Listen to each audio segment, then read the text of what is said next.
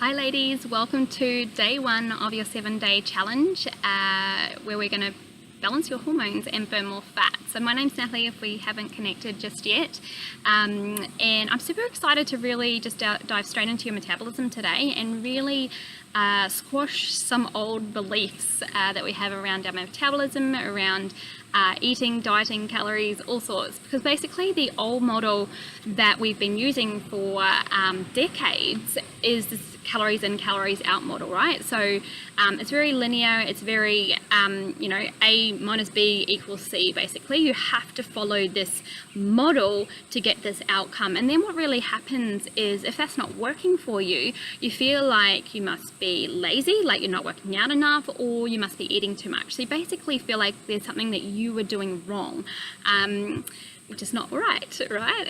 So you're here because that model isn't working anymore, and what we're doing is I want to shine a light on how this linear model isn't correct. And in actual fact, I'm going to propose a 2-tier model, and it is a little bit more complicated than that. There's more tiers, but we're going to keep it simple today and just really understand, because what we want to do is increase your ability to burn fat to start with. So let's introduce another fuel to start with, because this linear model of calories in, calories out works very much on glucose metabolism, and we want to burn more fat. So you can already see that the body can burn different fuels, and that's where a one-size-fits-all didn't work for the different fuels within the body. In fact, the environment determines which fuel you're going to burn, and the outcome of which fuel you burn is different as well. So we can use this information to program our body to do what we want with it. So I'm going to oversimplify it again with an analogy you may have heard me use before, but it's just so perfect. And that's one of a fire. So if you were to go camping and you were looking to start a fire, you might choose paper to start your fire because it's an excellent fuel that's going to burn very quickly, right? It's going to get the fire started. And this would be fantastic to get the fire started, but it just really wouldn't be a smart way to fuel your fire the whole weekend with paper, because you'd be sitting there putting paper on the fire the whole time, right? So this is a very quick burning fuel, but it runs out very quickly. It burns very quickly. Now this is very much what your body's glucose metabolism is like. So hopefully you've got a pen and paper, or you can pause it and grab it, because this is a lot of information to take in and it may be quite new for you. But basically with glucose, you can store about 2,000 calories in the body, in your muscles and the liver, and it's called glycogen. That's the storage form of glucose. And so 2,000 calories is only a couple of hours worth, maybe 2 or 3 hours, and then once that gets low and used up, then you might feel hungry, you might feel lightheaded or foggy headed because your brain's not getting the fuel, or you might feel tired, like you've run out of energy basically. So you're having these kind of crashes. So every 2 or 3 hours, if you don't eat, you have these crashes of feeling hungry, feeling tired, and feeling a bit lightheaded or foggy. And this is glucose metabolism. So if you're feeling this way a lot of the time, then you are a sugar burner, a glucose burner. This is your primary fuel source. Now, as you can appreciate, going camping and being someone who burns paper all weekend, it's not a sustainable fuel source. It's not a fuel source that's going to support lots of energy. It's not going to support like a good fire, and it's not going to go for a long period of time. Glucose also isn't fat, so it's not burning your fat stores either. Now, if we were to consider going camping and putting some logs on the fire, now, you might not start straight away with a log because it's going to take a little while to warm up, right? But once it's going, it creates a good fire, and that fire burns for a long time. So you've now got a sustainable fire that's going to go for longer over the weekend. And this is what your fat stores are like. So I want you to imagine a skinny athlete, an ultra-marathon runner who's basically doesn't look like they've got an ounce of fat on their body. They have at least 40,000 calories of fat on their body. So they've got 40,000 calories of fat on their body, and they're super skinny, and then they've also only got 2,000 calories of glucose. So you can see how an ultra marathon runner has 20 times more fat on their body than glucose. They've got more energy in fat than they do in glucose. So if you're not an ultra marathon runner, and you're anything like me even, then you've got more than 20 times the fat that you do to glucose. And if you're carrying extra weight, then you've got even more. You can go for days, you can go for weeks metabolizing fat. You can go for months in some cases metabolizing fat. So this is where we have got a very big fuel source that we can tap into and basically have an energy system that goes for a very long time, but we don't use it. And this is because these two different fuels require a different environment to metabolize them, and they produce a different outcome as well. One produces energy that is slow, long, lasts a long period of time. One is an energy that happens very quickly, but then it's over and out very quickly too.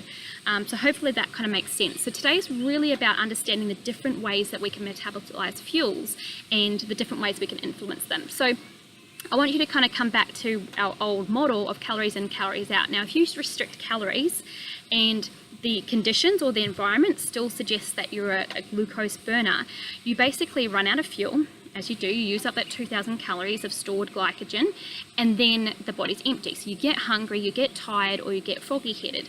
But of course, you're on a diet, so you don't feed it. Now, your body is designed for survival, not for weight loss. So it gets the message there's not enough food. So what it will do is it will slow the metabolism down to make your fuel last longer.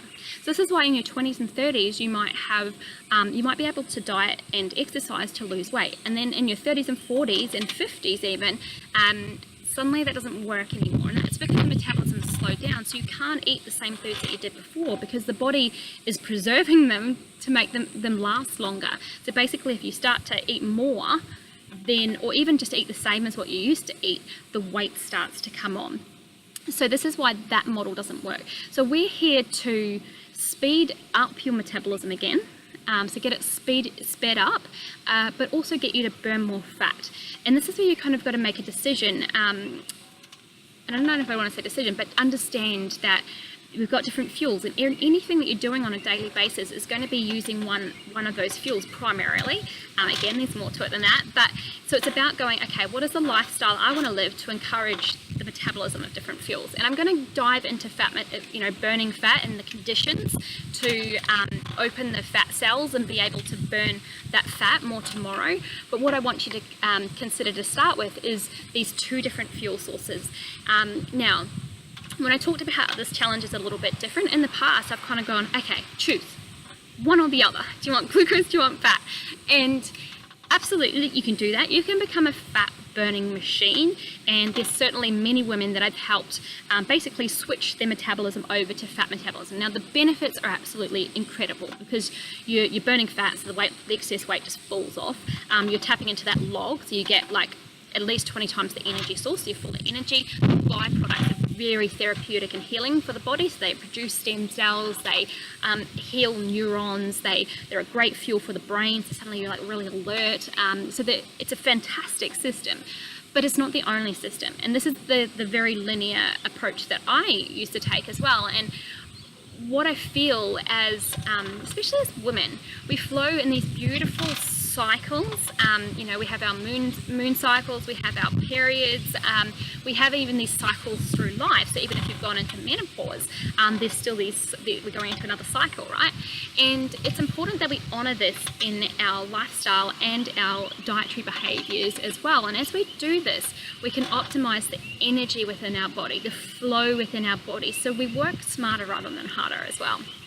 So absolutely, kind of decide whether you want to be burning one or the other, or be burning more fat, less glucose as well. So it doesn't have to be 100% one, 0 the other, or black or white. Okay, and it's important to understand that what really drives these fuels is the environment, but also what the body is well practiced at. So if your body is being fed sugars and carbohydrates that are really driving up your glucose stores in your blood, so that's your blood sugars, then your body's going to burn that first. So it gets good at burning glucose, it gets good at burning sugar, so therefore it's going to crave more and keep you in the glucose cycle. Now, if we're feeding the body fats, and I'm talking good quality fats like avocados, or maybe an olive oil, macadamia oil, or if you're having dairy, then something like a grass-fed butter or ghee, these kind of good healthy fats, coconut oils, that are really going to support the body, then if the body's eating that, it's going to metabolize those fats first, and then it works on the body. So if it's practiced at burning fat, then of course it's going to be practiced at burning body fat too. So you can encourage what your body does by the messages that you're sending it. So today is all about your metabolism, so I want you to kind of connect in and just kind of understand that, okay, it's not this linear model. I can burn different fuels. I can determine which fuels are being burnt by the lifestyle, and I'm going to delve more into fat burning, obviously, as we go on. But today, just understanding, okay, well, if you want to burn more fat and burn glucose less, what is it that you're going to do based on what I've shared today? What feels most relevant for you? And connecting with that, and comment below and share with me what it is that you are going to change this week to start putting this knowledge into practice to support your metabolism, to boost your metabolism, to support more fat burning, to support less glucose burning, if that's what you want. But tuning into your body, and I'd love to hear what your steps will be over this week.